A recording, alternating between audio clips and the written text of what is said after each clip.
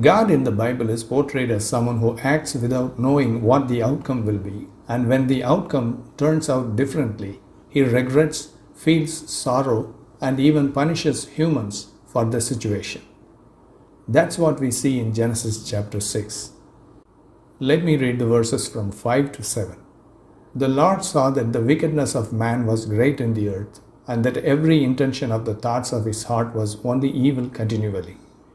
And the Lord regretted that he had made man on the earth, and it grieved him to his heart.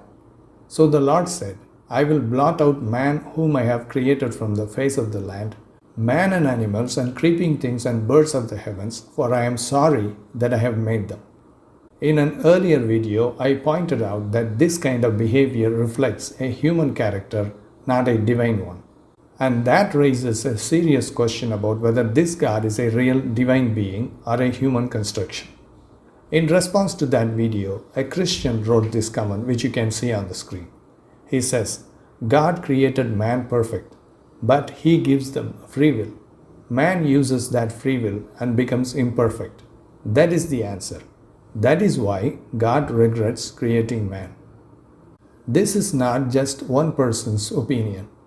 This is a standard Christian apologetic response that has existed for centuries. From early church fathers like Augustine and Eusebius to modern preachers like Billy Graham, the explanation is the same. God created humans perfect. God gave them free will. Humans misused that free will. Therefore, evil is not God's fault. That is the framework. This is exactly what the commenters also said. God created man perfect, but he gives them free will. Man uses that free will and becomes imperfect. That is the answer. That is why God regrets creating man. Let us carefully examine this claim. First, when they say God created humans perfect, what do they mean? They are not making a vague philosophical statement. They are responding to our objection. We are saying humans were created with a fault. They are denying that. So when they say humans were created perfect, they are saying humans were created without any fault, without any desire for evil. That is what their statement means in this context. They are trying to remove any responsibility from God for the existence of sin and evil. Now let us take that seriously. If humans were created without any fault, then there should be no desire for evil in them. And if there is no desire for evil, why would they choose evil? Why would they choose to commit sin? A person does not choose something they have no desire for. At this point, Christians bring in free will. They say God gave humans free will and humans chose evil because of free will. But this is where the contradiction actually becomes deeper. What is free will? Free will is the ability to choose good or evil. It is the ability to sin or not sin. But why should humans choose to commit sin even with the free will? Why should they choose evil? Imagine this. You are given two options, milk and wine, and you are given the freedom to choose. If you choose wine, what does that mean?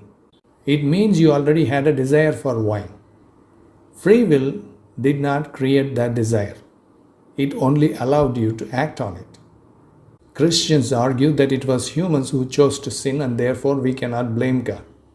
But the problem is that humans could not have chosen to sin if they were created perfect by God.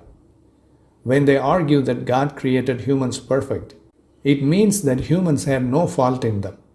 If they had no fault in them, then there is no way they could have chosen to do evil, even with free will. Their very claim that humans chose to do evil proves that they had some fault from the beginning, the very conclusion that Christians try to deny. So if a person chooses evil, that desire must already exist within them. And that is exactly what we are calling a fault. So the problem is not solved by saying free will. Free will explains how a choice is made. It does not explain why a person would want to choose evil. If a perfect human using free will can choose evil, then that perfection is not real. Because a truly faultless nature would not produce a corrupt outcome. And it becomes even more absurd when leading Christian preachers quote the Bible saying God made us in His image to prove that God created us perfect. It only makes God's nature questionable. So the conclusion is very simple. If humans chose evil, the possibility of evil was already there. And if it was already there, it came from the way they were created. So when you say God created humans perfect, you are denying that there was any fault.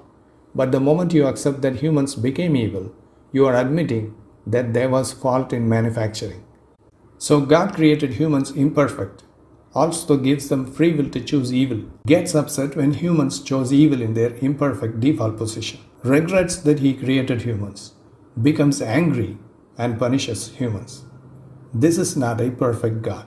This is a flawed character who creates the problem, blames the creation, and then punishes it.